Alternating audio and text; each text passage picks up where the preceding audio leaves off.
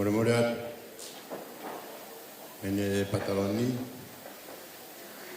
mai no pere no tita ta ke tomata mo e tau katua ma a ke tau lot kuna ke murmura bespeta iba pe of tau kuma fa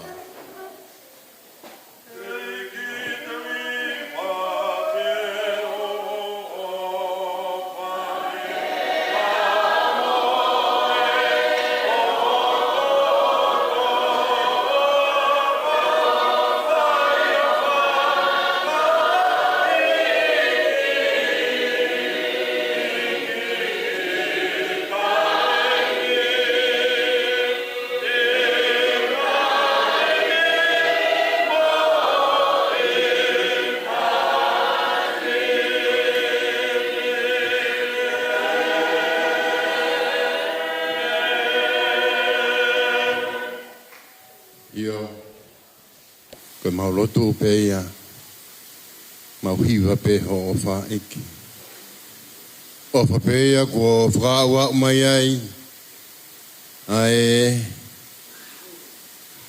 frau ai taine pantaloni na me fratonga o fa pe ia ko ne fratata ki mau toro ai family ai vai fonua ai family ai kauta tu ko sia ko mu yaunga pero to fe be a funga maka be ko ta pa mau kau frata I frata ta ho wa ko ni ko mau tala be ya ko sia ko mu yaunga o ya mau frata I fa mari ke I tuku time ane pataloni magno pele e whakahoko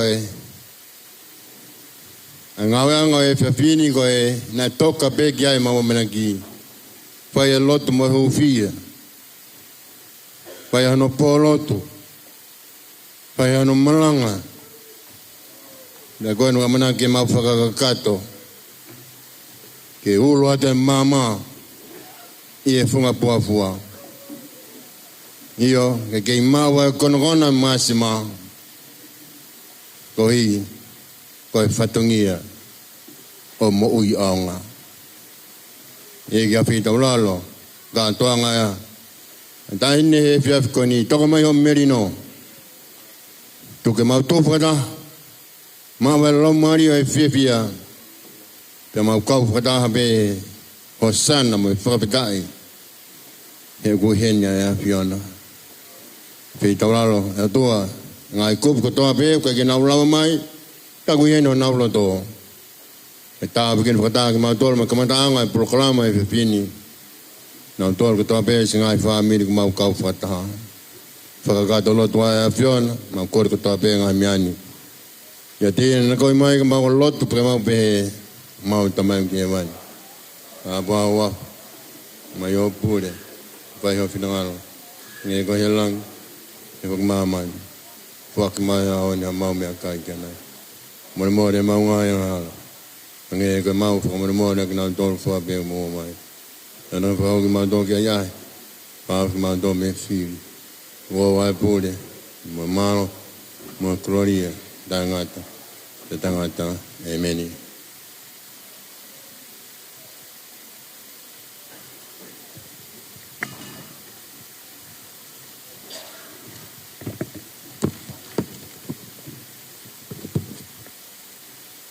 Tapia mo e afio ai tua mafio tau loto nga.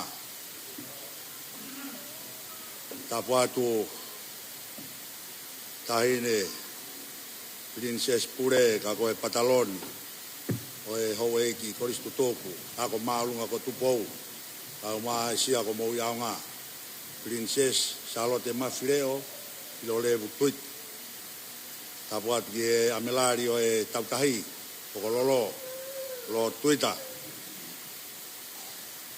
Ula matatoa ka mataha kai af. Umua ke u whakahoko atua e whatongia o e rea taritari. O e whiawhikoeni mo e teu e kātoanga. E whakamahino ai tau teke ako. Ia mo e pou ki whare o tu pou. Ko hui ko e unua ki whanua. Mo e unua ki o e lotu pia mo e ako i o tau whanua. Ina sia ia e kontiniti. Tau whawhitai ko toa pe o hange. Ko e rea o e sāme o e honi. Tane tae oua i ne kau mai. Ke behe mua e rea Israeli. Ko e whawhitai ia. Tahin. O awhi mai. Toko e nau pia mo e lang. Take hifo mai ko e hui. Ko e kalo fiama ko e ni o e ki ako vai. Pea kui kai ke tō kanga e kina. Ai whakawhitai. Ko ho kau mai ka mau malo hinoane. E kai te uto e whakaloloa. Ko ke mea. Ka ke o miho mau koroa. Ke whai ai ai vi sone pia mo hiki ako. O mau whetango tu i ai e whonuane. O ia ko whai e whakawhita. Whakawhita e mau koroa. Ke awhi mai. Ke vai whonua. Ko hina e teki ai ke mau. Ai koristu tuku.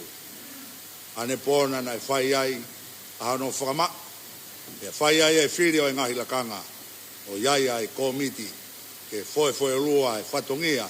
O iako tutuku ki he kā u. Pea whai o au ke pānga ngā lua tai. O iako whawhitai ki whawhonga atu. Ki mau tolo e matua. O ui mai confidence. Kau ngā ue mo se tuatala. Kau maa ai ngā i whai anga lot. O e wahe whanua ke pou. Ke hou e koristu tuku. Kau maa ngā i koristu tuku kotoa pe. Una wala mai ke tau whetā ki nima whatā ia hon. Si ai mea ke urea ki ai ka kou whawhita. Hange e pe koe lau. To e whakamalanga tau i heni tatou koe whenga haki se niti. Ke lawa ai mea au ke mea mai ai. Pe te ukoma atu he. Ai whakahoko atu. Ai whatongia au la matatoa. O e hala whanonga o e hefia whini. Tuke kamata atu peia he wahe whanua. O sias, wesi reana tawataina o tonga i Australia. Kai o maa, te toki hoko atu ai. Ai hou ei koristu tuku. O ia te utuange whainga maari e koen. E nea wawui fot. Kai ngā eiki o e wheitu ona. E whai ai taurunga. Ka mo e whakaawa. O e tau kātoanga. Ka mo e whakawhitai o e whiawhit. Malo.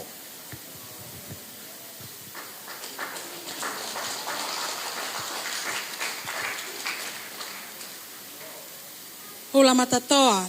Tukpe mua ke o whakatapu atu he mo e tekelangi o whai. Ka e whai ata pou ai mai moa. Ko e whānau eni mo e whanga makapuna. Ka ko e whanki mea vainga. Ai tahine prinsesi. Pule prinsesi salote mafle o pilolevu. Ai kau palang loi. Ai kau pleiki. Ko e teke pēlangi o wheitu una. Ko e pataloni o e kawako tutuku e ako anga maalunga ko tupou. Mo e pou ai pe ki hono api ako o whaanga. E Palestini, ko omiti te mo e kawako tutuku. O e ako anga maalunga ko tupou. O kui kai ke iaha mea.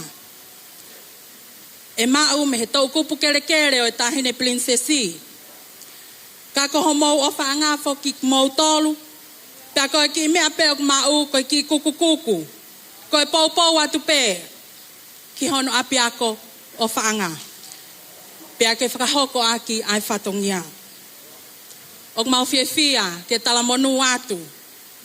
I he toenga e polokalama e whiawhini. Pe foki ke apompongina mo e ahotapu. Ka o ngata he ka whakahoko atu e whatongia.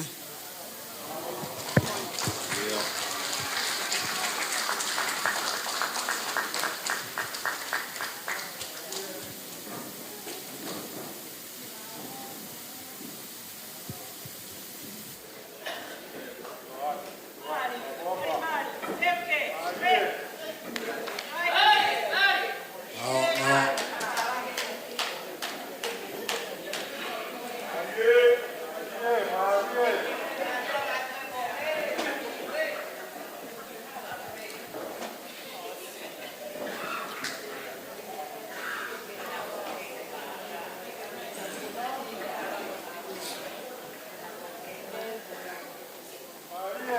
Hãy subscribe cho kênh Ghiền Mì Gõ để không bỏ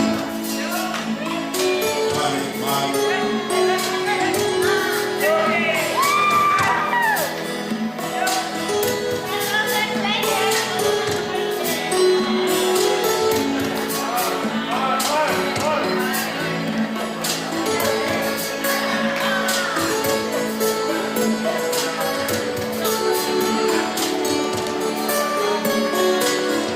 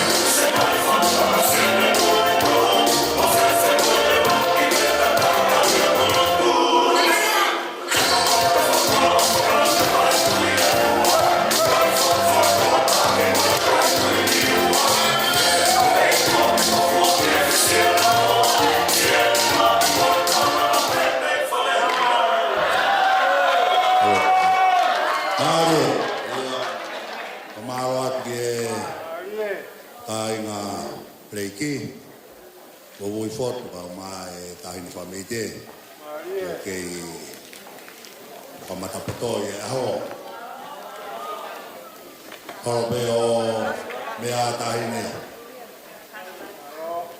Princesi Charlotte Mafleo Pilole Butui mai amelario e tautahi Oto mai whakamao popo e wha Ula matatoa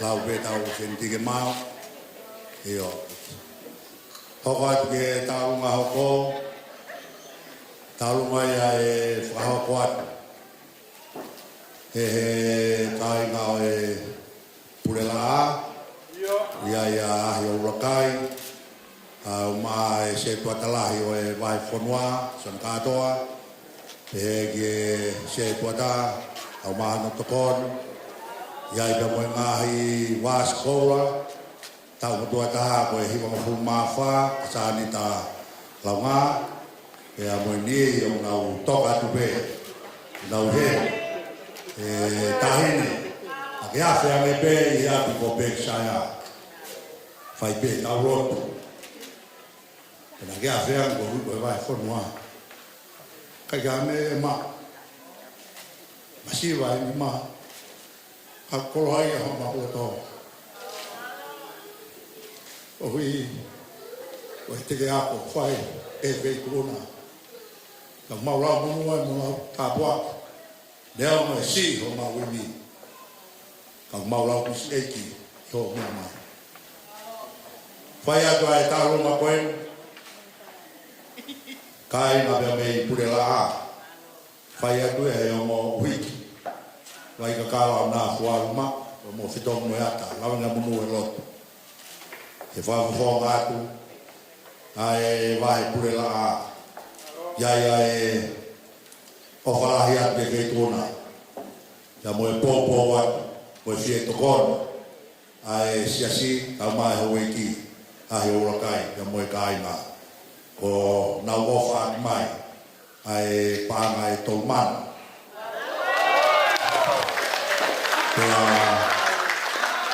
Kaua i te mo e si o mo piki lau koen i whie to kone.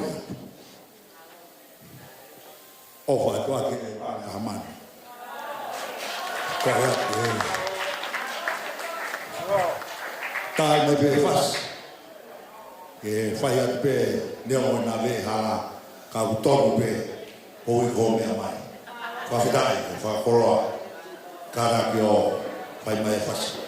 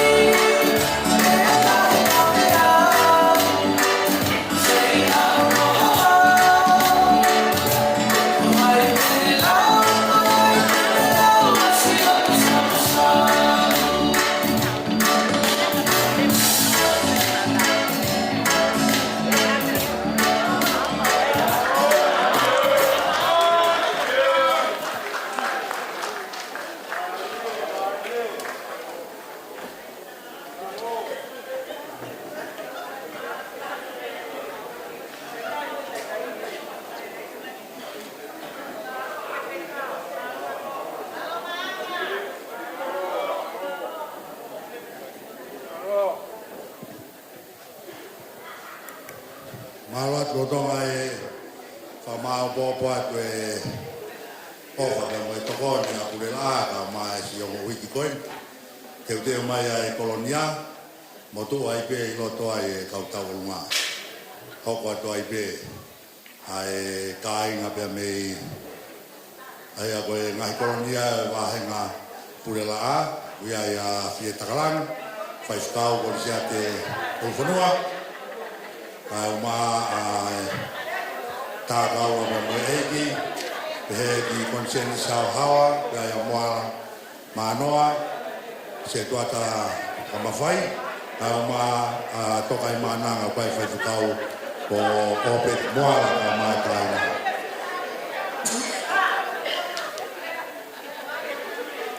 kata kio tuai pe mo lawa mai pe kiloto ai kolonia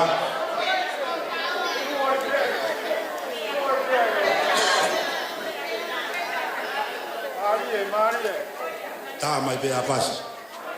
Malo, kako fine.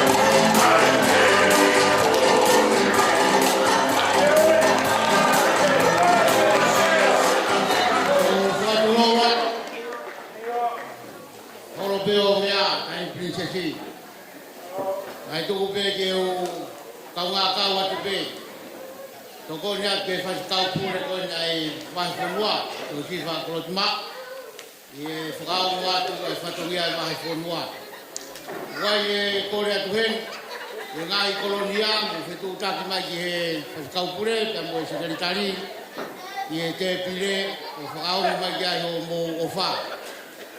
O lawa tu foki e tau olunga whakawa e wahe whonua ka koe uru i wahe ngai a e mauno. I e whonuan e a kuhonga o pito ke tangakai ki kaupure ai koroa na ke mea mai ai o whakahoko mai tahine princess. Ka koe ku whakao matupe i le tuku mai e whatongia e u whakao siosi atu ai wahe whonua o i lawa tue ui wahe ngā munu ngahi kolonia toe ngahi wahe ngā. Neo mo e mau kaunga tāmaki mau tūhoro aki pe e ofa helo tū mo e ofa i e feitona o ke mea mai a whakakakato e whatongia o e aho koni. Mau hoka toi peki i wahe hahake mo kataki e mo whakakato e taimini ko e whaikau ki ai ko kia mi o whahe ngā ue. Whakao mai hoki ai ko wahe koro o guai e whaikau e ua mo whamiri pēni ko te vita mone pe mo lousiare mone pe mo wahe loto o taimari e whisi hoi pe e whakaosi e wahe hifo ko e whaikau ki ai ko kawa whisi hoi.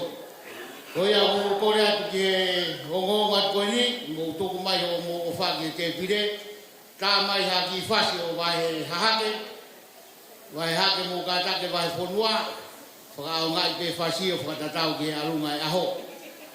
O ia tā mai haki whasi tā o koe aho ko mai a wahe koro.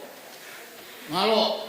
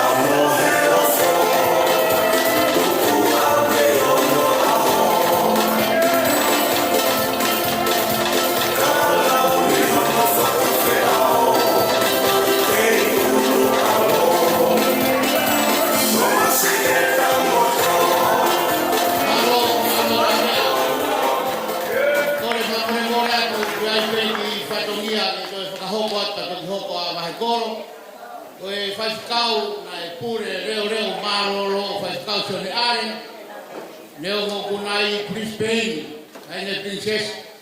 Ka koe o whae kunai heri mono hoa o whanga. Ka koe a ko na taiben te oat. Na pure reo he wahe whonua. Ka kuna maroro. Koe a mono hoa koe re noa. Ka tai mana whaki re noa. Koe a hoa ai me whakau maroro se re ai. Ka mai a whasi. Maroro e o wha.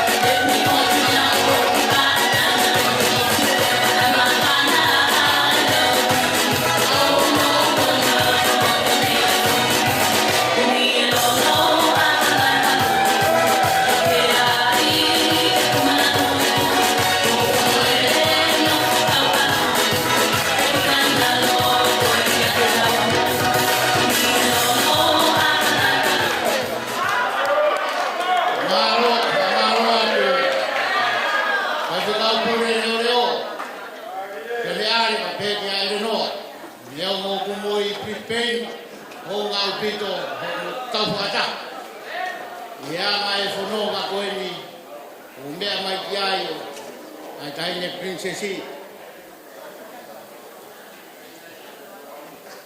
O skoni e hoko atu a wahe koro e a wiai amu taurunga tau taha me whunga waka e wahe whonua whakaungo mai o ata pei. E rahi ange koe taurunga koe rahi ange ia mea whia mau. Tuke o whakaungo atu e taurunga whakaunga koe nei wahe whonua. Nai whakaungo atu e whai kau pure wahe pure laha. Whiunga moe paanga e lima mano tolu afe. Walde au fitnoa. Tolu mano, tolu afe. Lima mano, tolu afe. Walde au fitnoa. Mo pas mai kau. Ai lau ki tanga fasu. Ona toi holo pe chati. Wey! Kama ya fati. Ai lima mano. Ei lau ke holo pe tolu mano.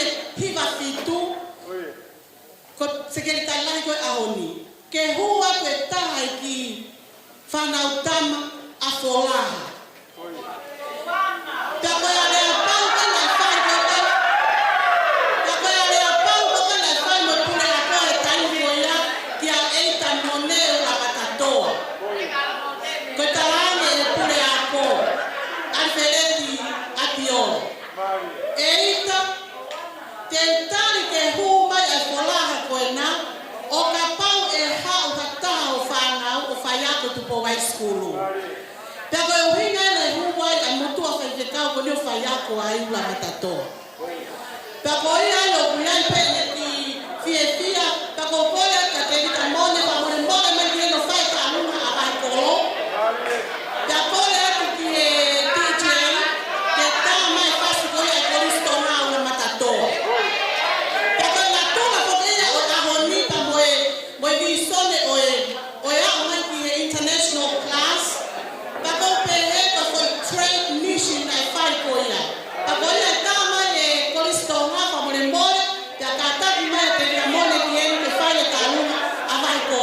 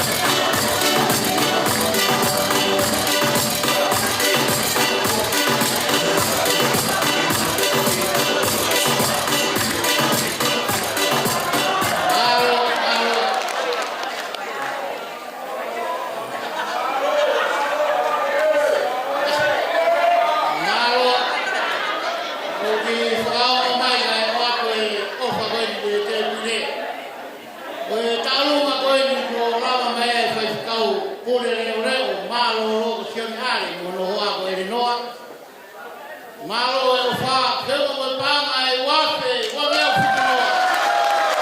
Wafe. Wa me fitinoa. Malo aku, renoa, malo e ofa, malo e kakaki.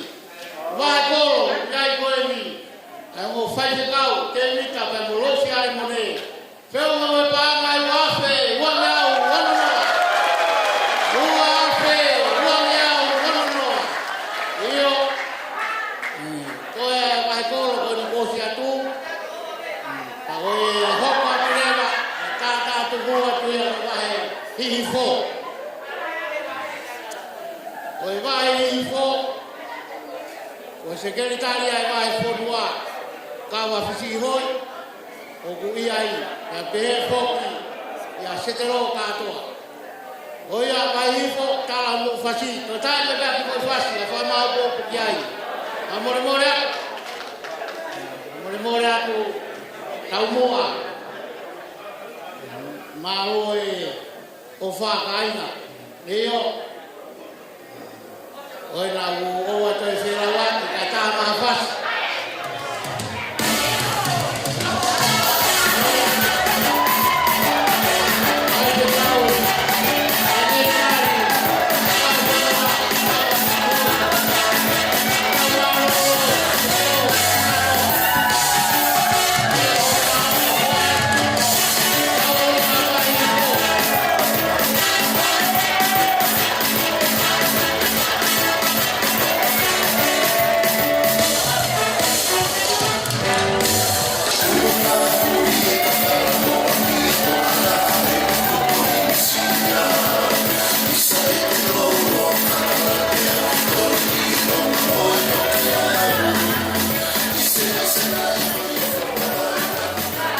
Kora pege o whaai mua ai tala whakapo tohe o whawhai atu. Pege taine Princess of Inotonga. Mai amalari o whakololo hau. Ula matatoa. Ko e wahenga whahi fo e. Pa ue te honorea ona pa mohono whao whatuia. O pehe ko tawa noa na hake lotu he wahenga whahi fo i tonga. Ko e wahenga whahi fo koni i e konti ngeni pi. A whio ai e whio fo whani. Ko hina ai. Ko hina ai e tūna kahine e kātonga o e ho. Ke mau whamoni atu. Pe ko wahe hihifo. O kia e teke hai. O kia e hona. Te kainga kai. Ka whamaru maru ai e Santo Masi. Ko senta ai e korisko tupou. O whetawa ki. Te moe tupou high school. Ko no whahoko atu pe. Ula matatoa. Ke mea i he wheitu. Ko e tōku ngai a wahe hifo. Nai hake e rotu. Ka koe e korisko mua. Saula fusi hoi. Ko e tangata i kia whao tōka. E tōkua ke tā e whasilahi. Ko e hui ko e whasi ko ia. Ka au peke mano pe ai e whasilahi. Taka tau e afe, te tū peke la. E wama maa na tatawa. Malo, mata. Oe mano e ko mamafa. Oa. Kama e whasi wahe i ko.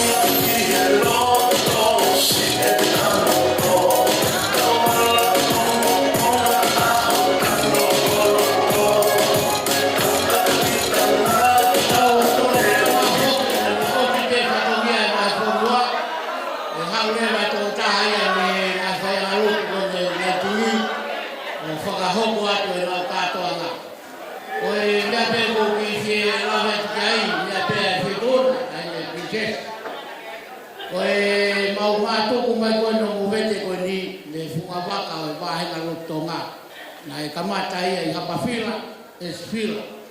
Neo na mau kei tamai na e mui whorau mai. I anga e whorau e rotu. Taku hei e tau whewhine me he ngai whae ngalotu ko ia i nai tingi o kai ke pūri na nau kau whataha i e marangai a ho ngai whatongia kai ke iai ha mea ia i whae iai ha ki whakataurama a koe whakausiosi e tau katoa e utuku ke au anau tō ke nau o mai pe hae nau whae ngā whakakaukau ke nau ngāhi ngā wenga ko sunga waka kone mai whorua e o atu rewa e wahenga wahe roto ia ia tai maari e sinia fisi hoi pai se kau wanga e ni mafe ua mea hufo ni mafe ua mea hufo ki longa apenu e ngai mau mai e mea wahi fo ka pau ka kia o mano wahi mo e muria bloka atoa bupo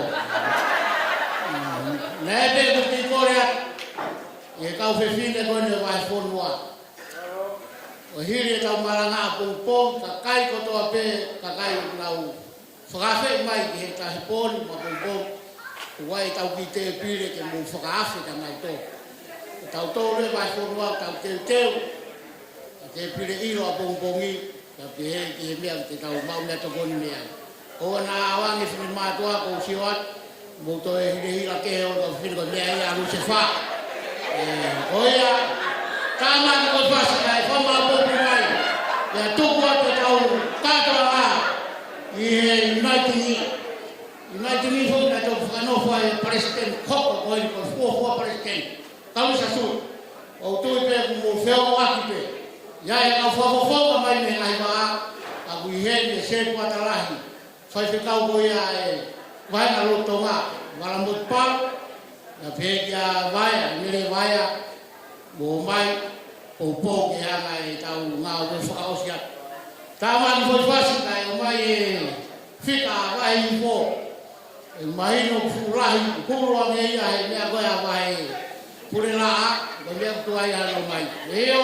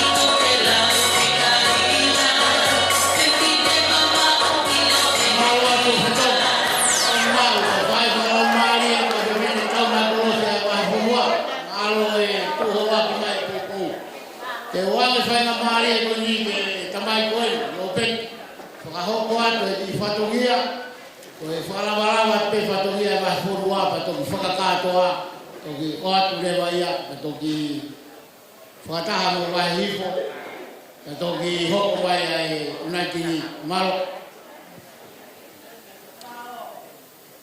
Ula matatoa. Ula tapu atu ki o molu malu.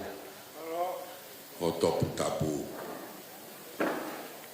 Wa ala be o fotu ka ko mo go matatu. Uinga e papu noa fai. Ko pure ako malolo. Te vida tu i pulotu toutai ore po finau. Si ene mui holo. Ia te koe. Koe hi koe fie holo lo i mata. O ia we ula mamafa. He koe lo i mata o e pirisis. Kou nao. E tamai o eiki, ko e safe palaki. Romai he tamai o eiki, robeti, kakatoi ne mahina ta, si pekia hoku mari, ko te maris finau palaki.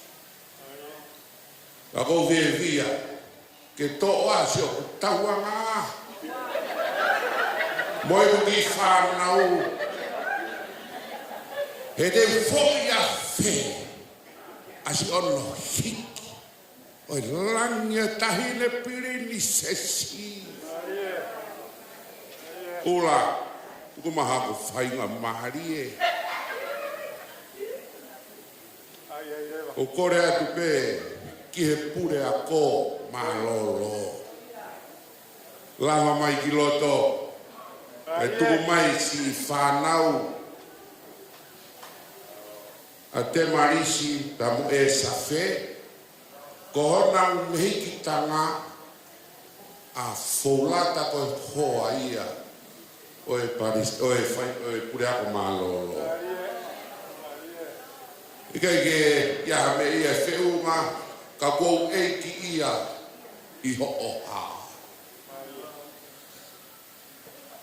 Ula. Obat. Lega mana. Alo, pamalo ate alo pe. Oi ni yo swao mate taunga, hukumai taunga kuya. Fana wa safe palaki. Ya kahile taunga ko ni ko taunga swao mate mawo. Ko ngai wa pe ni wa fonwa ko tokoni pe. O hibe ko mea mai kai putesi, no fatongia ko ni tau hoi pe tau kau he rang ia whanonganga taimi. Ngaro, tau rongai nai whakahoka tu. Ia, ngaro.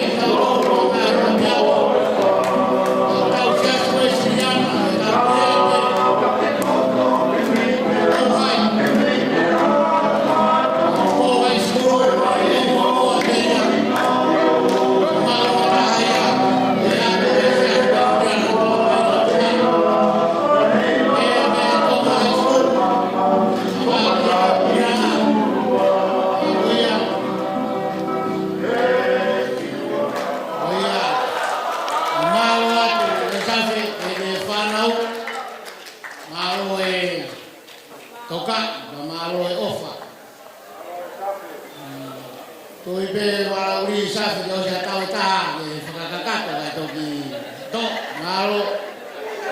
Koe a koe e sape koe whai mai nei wahe whoruana ne tae tau i wan nei.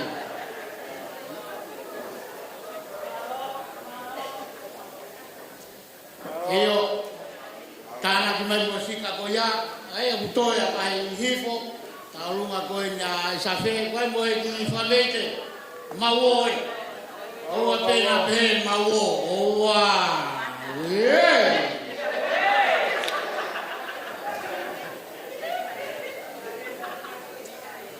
Na tulo watu.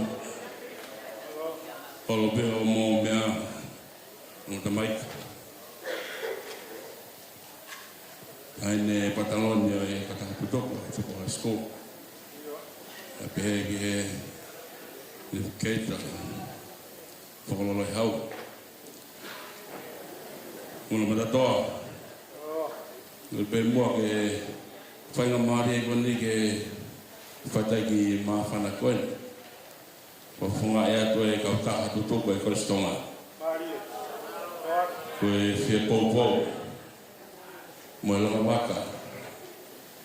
Ki he maa moa. Mahu inga. Ko toko mai ke taunga e kai.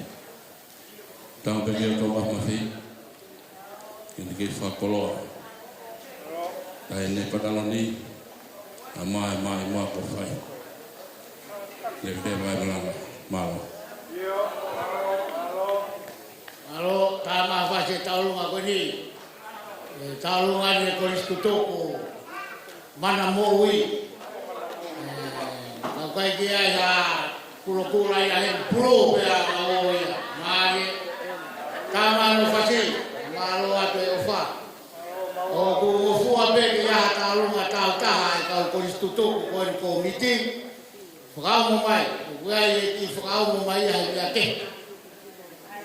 Ko pa o ya mo mai ta o lunga ta mai fasi. Ya frau mo mai, ai kai pe ke ta keres ni ra to pe o mo mai. O fai ka o me na ki mo ki no mai, malo. Terima kasih.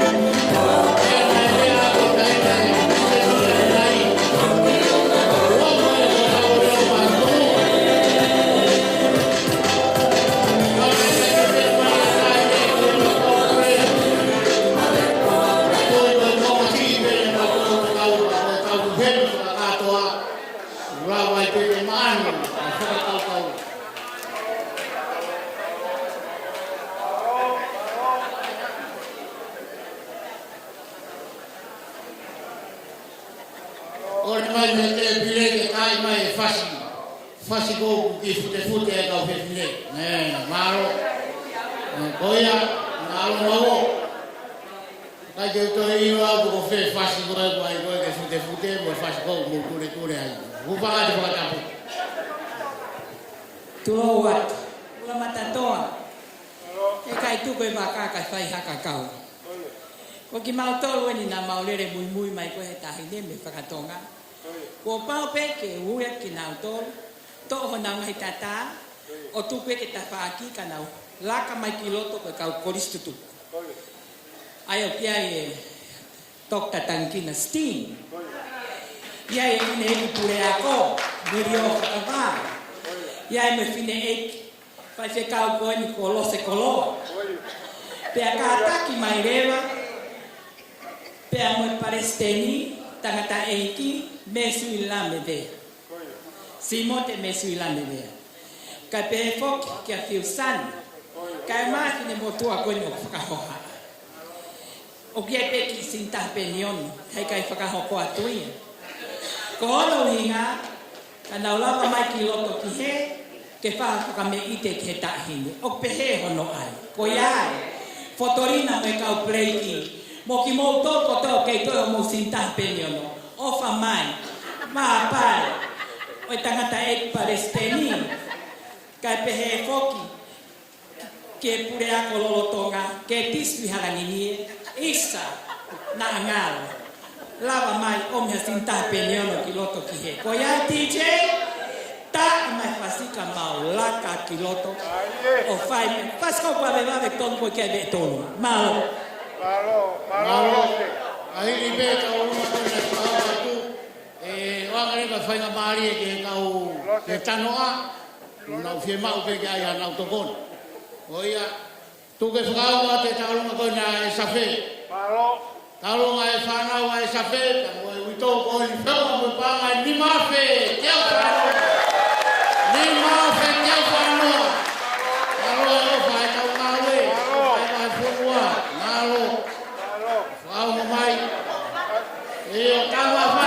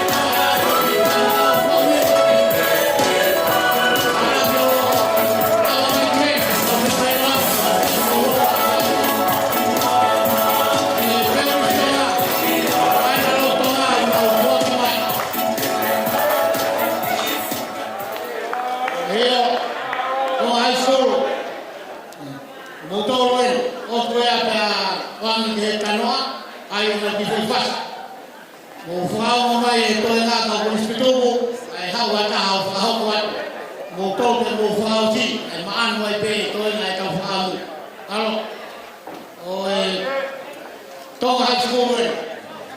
Tidak malu bukan.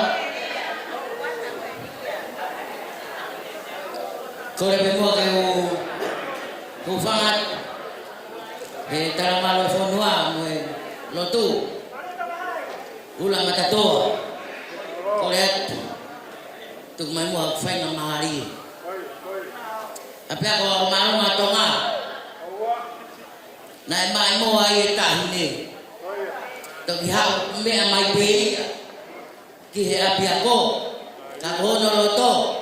Hena kapten ko ki timine polo ko tong high school. Fiwa we pakao. Mau ki fai na mahari.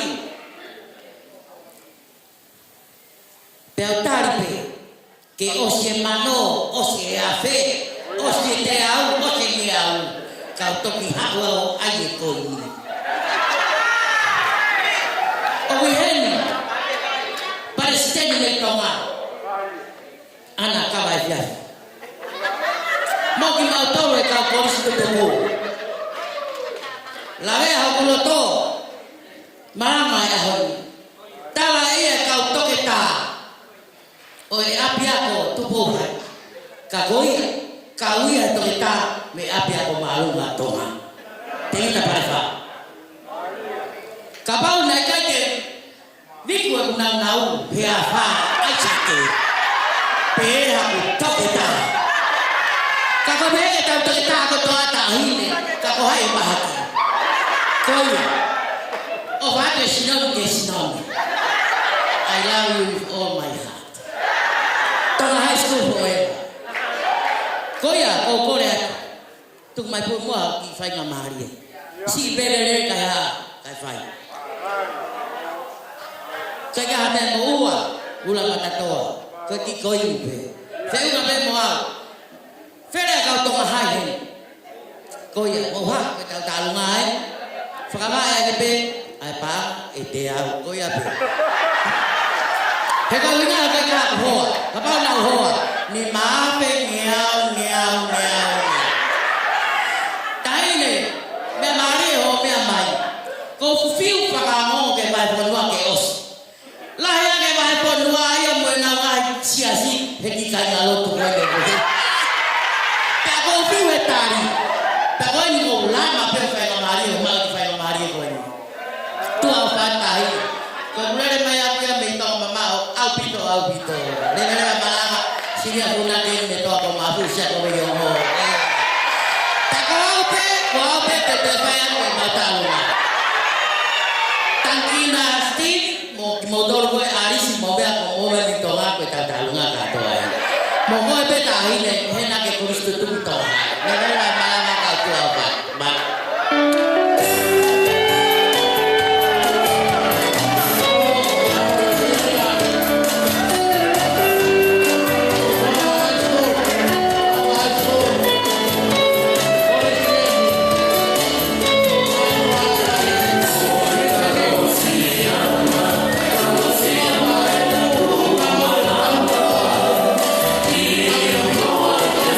Oh,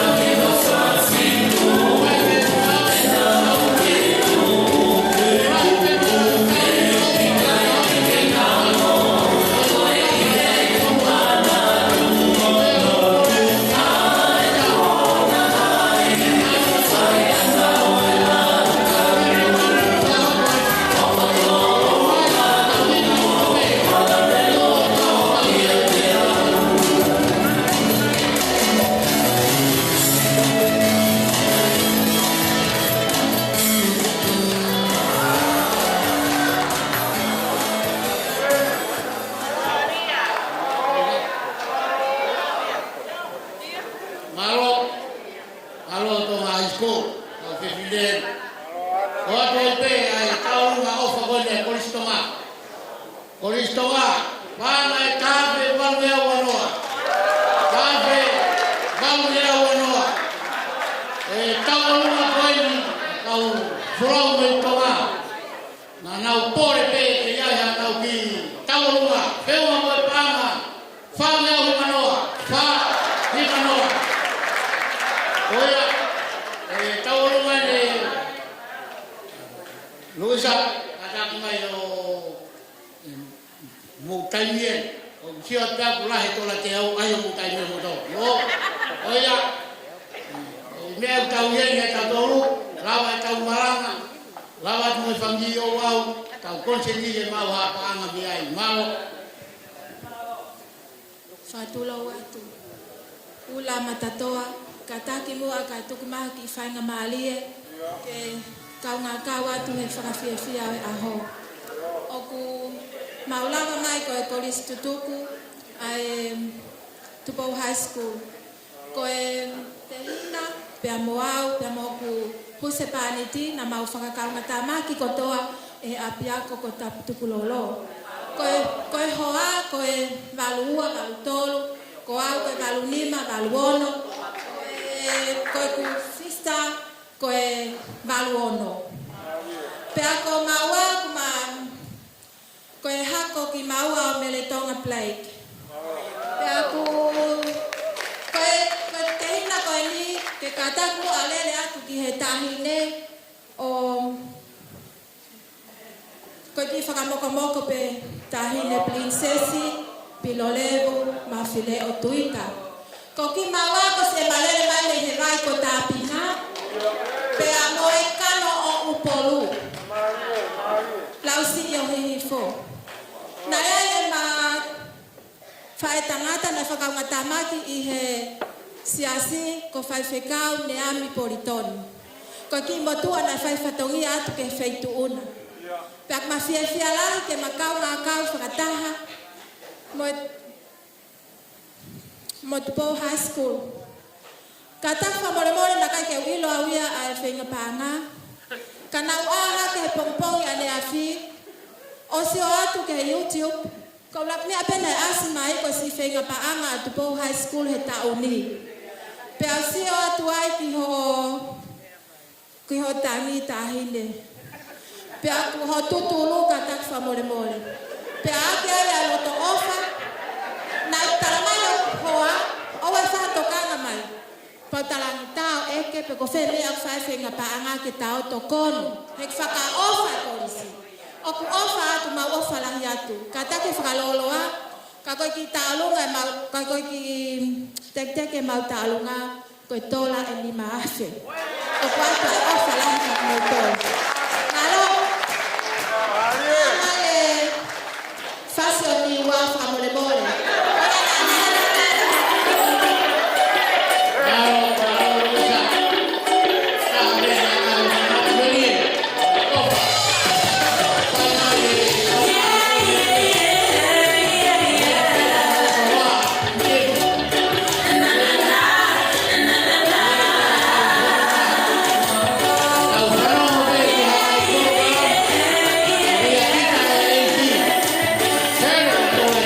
Yeah.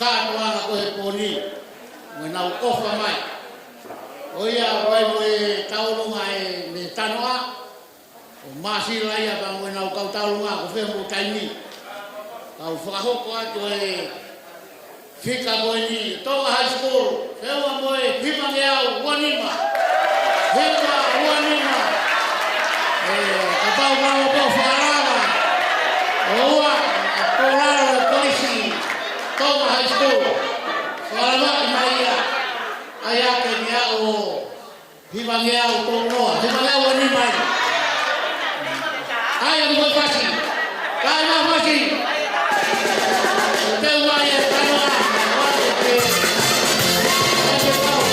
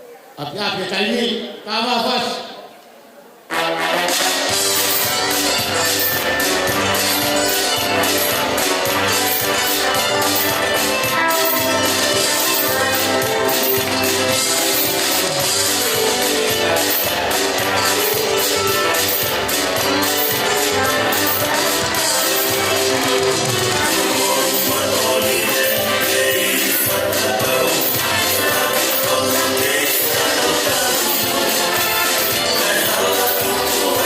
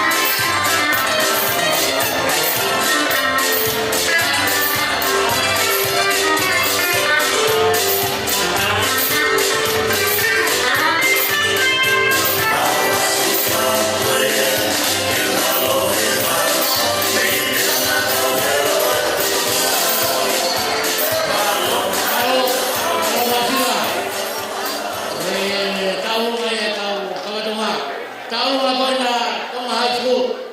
Wala mai kahape ma fitunima. Kahano fitunima malo fa. Mai mo ni ma ke ka to hak. Oya ito ta fast kanan mai. Tahu apa ini sosial ke kategori mas kedua. Tahu vai hi fo.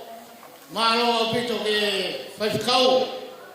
Io kala sisi hoi be ke ase tero ka to mo one mato vai mo feu nga mo fa we pala e wa mano ona me walu ni ma wa mano ona me walu ni ma kama ki bo pa sa ai ame au ka to mo e fai ka au ko ni me nai tini komitia ai koristu tugu ka paule wa ka ja mu tahu ma fasikau tugu mai ai ato ni taman oke malo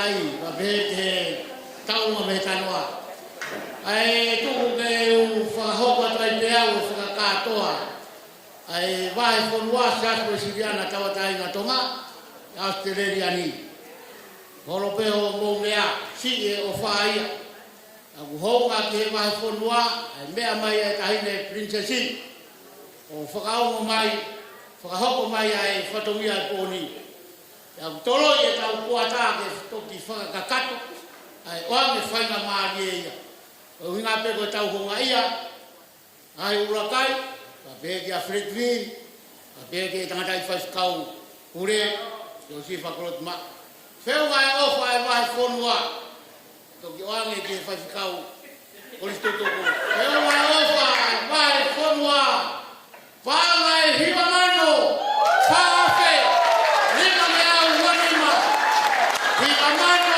fa fe lima me au wanima oia o ame va fa na marie o fa o si mahui nga pito e komiti mono kautaki leva te maranga kautatawa toi mal ni fa tu wa pega hoko do pe mo ai fukuni ai pon pa ko talu ma blogi ko ngamia ke rota ko di fa ko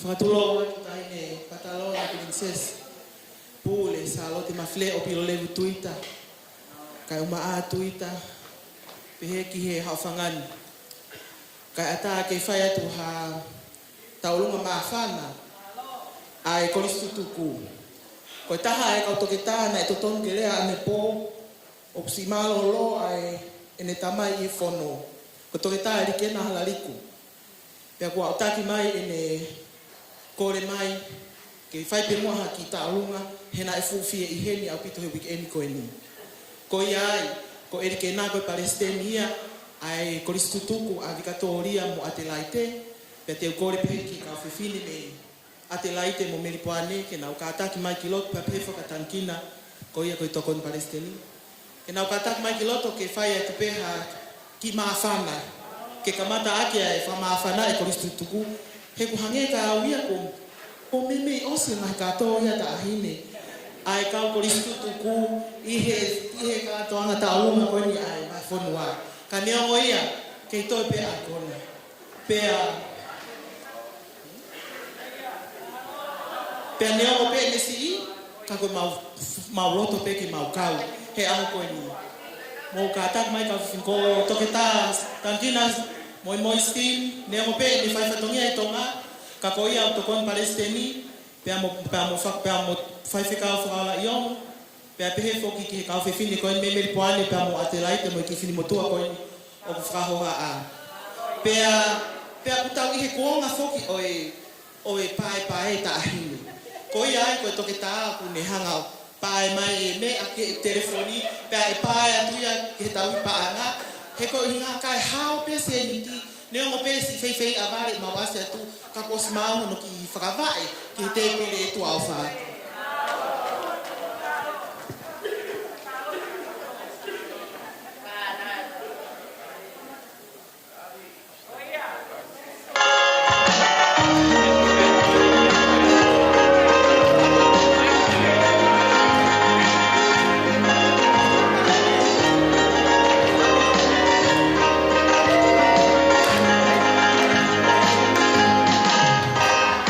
Con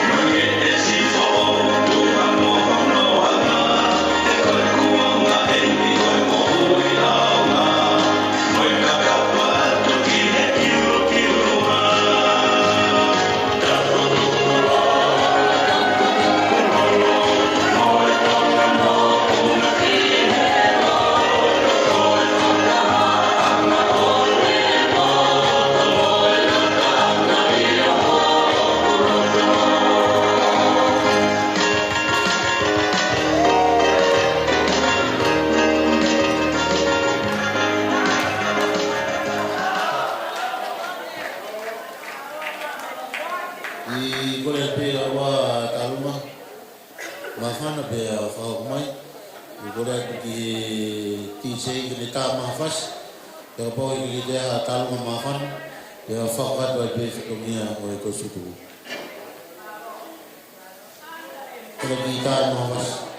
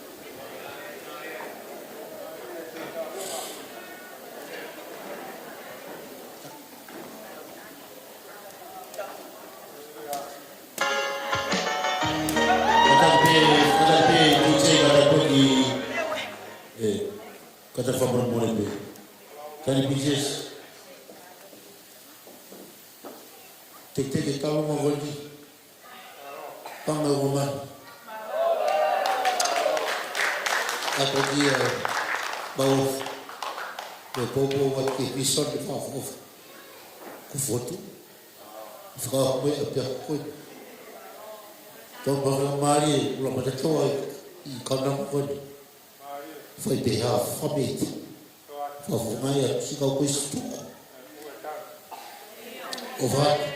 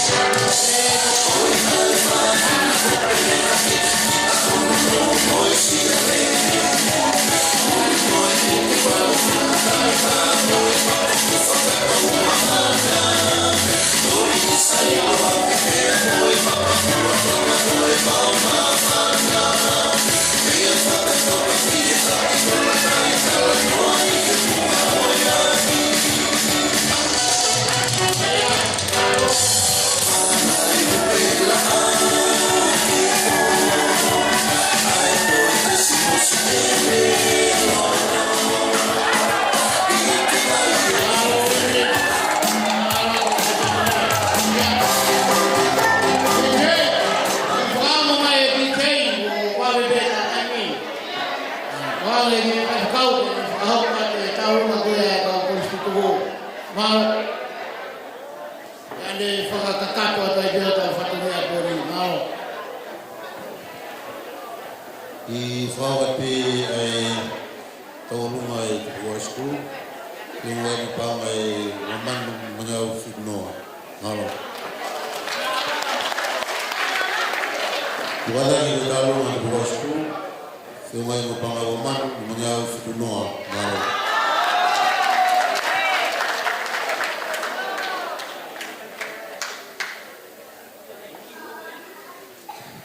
Io whamaro atu whawiwa. Ke komit koristutuko. Rawa atu tau konsete pōrito. E tā mai taki fos faske mau te pire. Whakahoko ati whaikau pure. So si whakorot mau. Ai nganga he tau whono ngā mono rahi e tau wha. Ia hiri ko ia. Io presteri ako. Koe te ke whai e whamaro. Ka koe nu whia mau mai mata pure te wangi ki haene ki whamaro.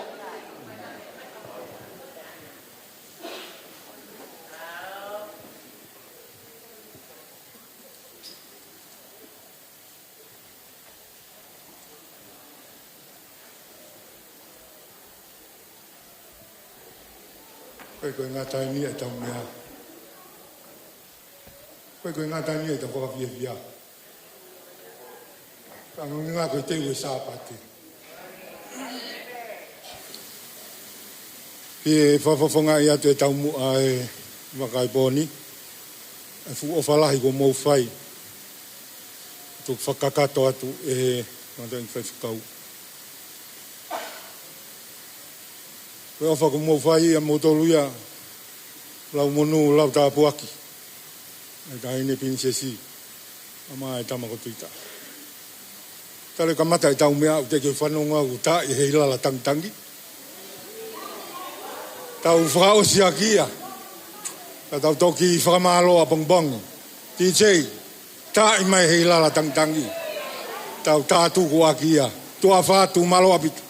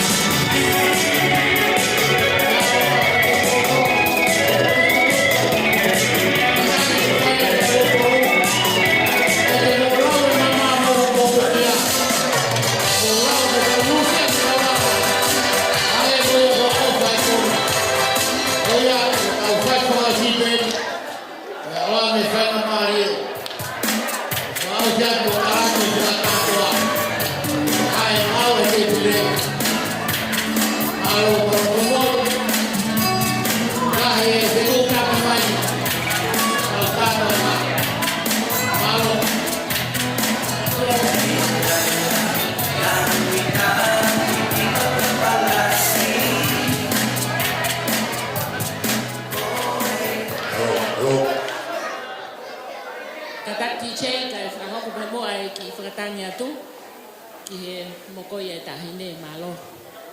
Te hoko e pēa e tā i mai hei lala e tantani o loto palasi. Malo.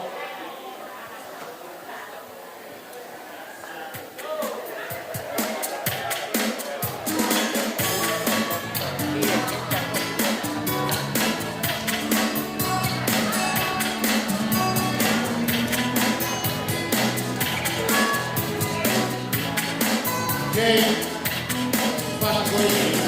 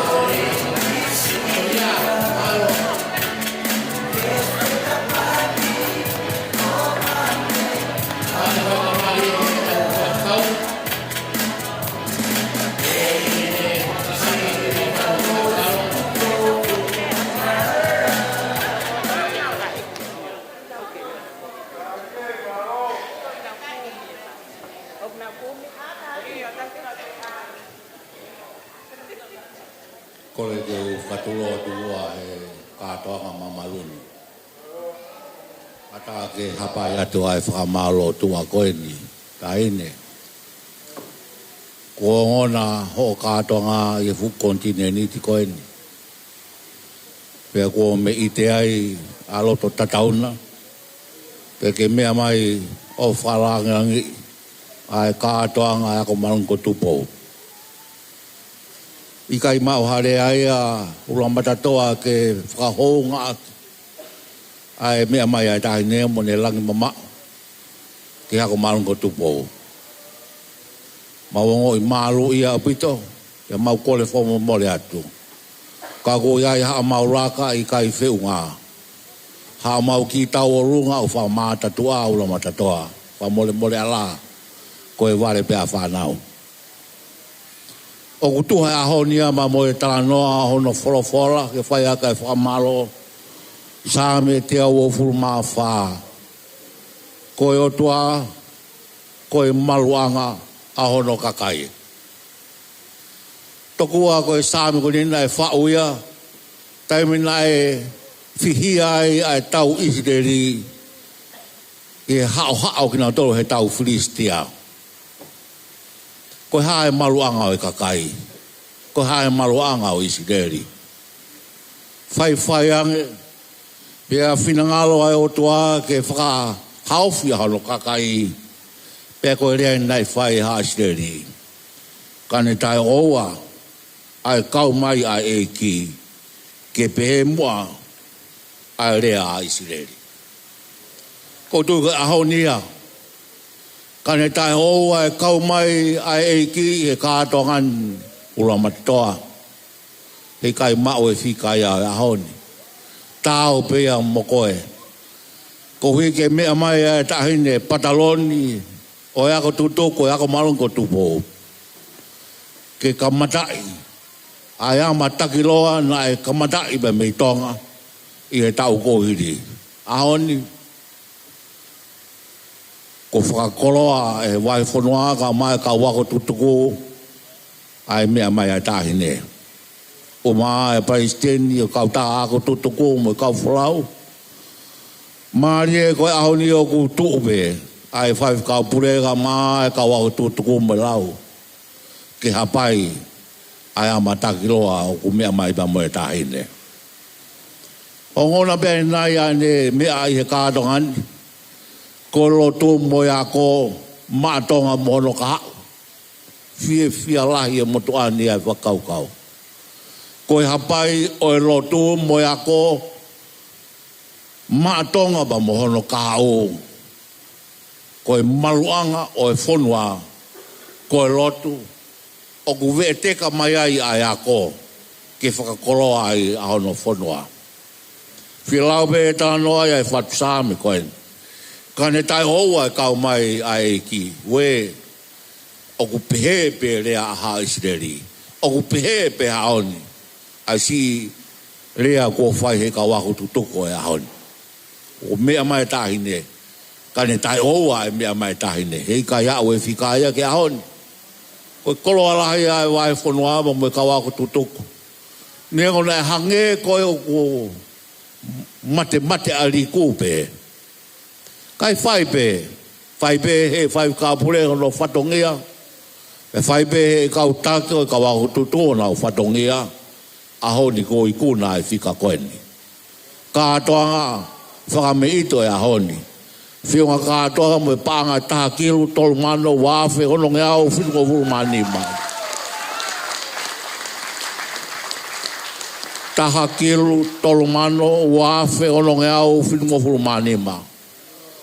O whuake ahoni e wai whanua ma mo e kawaho tōtoko ki he maa i moa ama takiroa ai tahine. O whalahi atu. Kai ma tau peo whamalo ke wai whanua ma me potunga o aka i sisi. Malo au pito e toa whohe. Pe ke kautaki o kawako tutuku. Pe ke he konsela. Leo o e whanua ki he Purianga Australia. Malo au pito e mea mai. Ki motoro e kawako tutuku. Malo au pito. Ka ke ulawe ia pe toi whoki mai ai wholau koe ni ki heni awhe. E alo e wholau ia ki New Zealand tau ka hau hoka tuai ki Amerika mo Hawaii. Hoka tuai ki Tonga. Ngari e toi whoki mai pe hene whoki Tonga. Iha tau e nima nai mei heni. Koe a koe kātoa e tahine. Tu ke ho ka pau e toi ririu e amatakiroa ia. Ka kuo kamatale rei ai kātoa e tahine. Ia malo e toa fwoi ko whai e wahe whanua ka mai ka wako tutuku. Ko e tau lotu whangeau ono furuma ono furu himi. Tau kau ke whamalo. Kata ke hua mai e tau himi ko ia.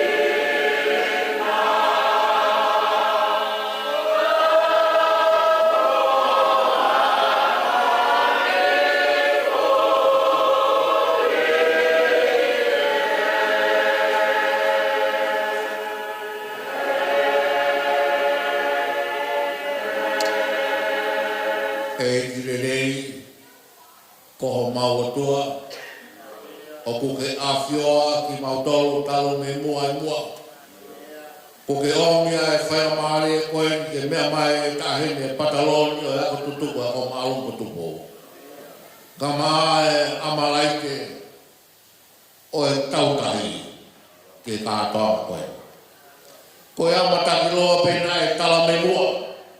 E i hene tahi ne mo ia ko tutuko. Ke kamataki ai ngā au e mahu inga. Ko e whenga ai a ko mātonga ka mono ka au. Tā pukina mai e ki ai ofa ko tutuko. Ai ofa ai vai whanua. Ai ofa ai kawa ko tutuko. Ma wotu e ki. Ka mole la e foku ka foku ngai tāpaki. E ngai kato bea utoi ka kere bea. Ka kolo ai halafnoa o e moui ai vai whanua. Ai moui e ka wako tutuku. Ke o nato e mate aliku bea. Ka hoko ia koe vai ka wako. E hoko ia koe ka waka tāla. Ia mau whakaiohina na whanua. Koe pō holi ko mau aku mai. A whiona. Ka koloa e tahine. Pea ke whaka whokia ki hono mea ma. Tari ai ki ngai whatongia ka lau mareo e pōpungina. Ke langi ia e a whiona e ngau mau whai. Tā pukina mai aki mau tolu kutope. Pea whaka tau mau kutoa. Ma wono mo korene waf o Sisu Christ ko alo. Ka ho mau whakamoui. Amen. Ke reisa ai ko Sisu Christ o lai tua matamai. Whio e lau maare māmuni, ke ia te tau tolo kutoa pēia o tai mata, pe tai mata. Amen.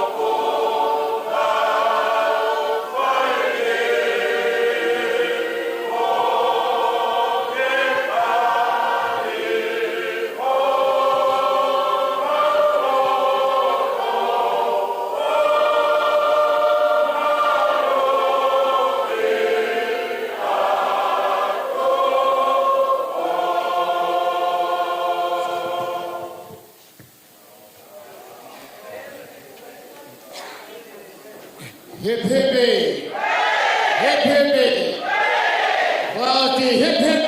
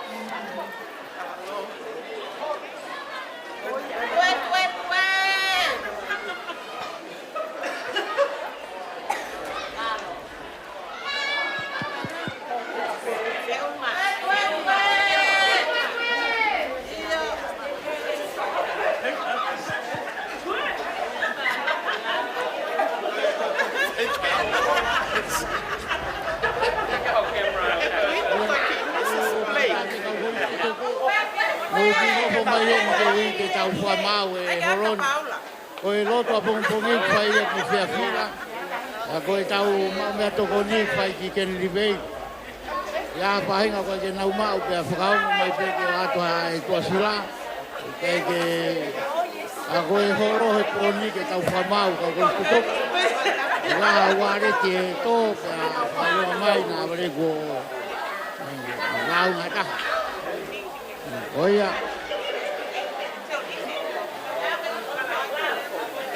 Nga pongpongi mo kataki mo tōru kota pe ko mai ke tau maurotu a pongpongi kaua ahi au whorau.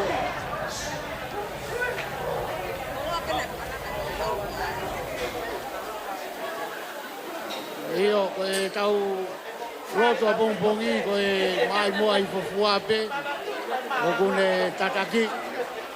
Au ke ai ha kofe whai whikau koe nei kaukoris tutuko.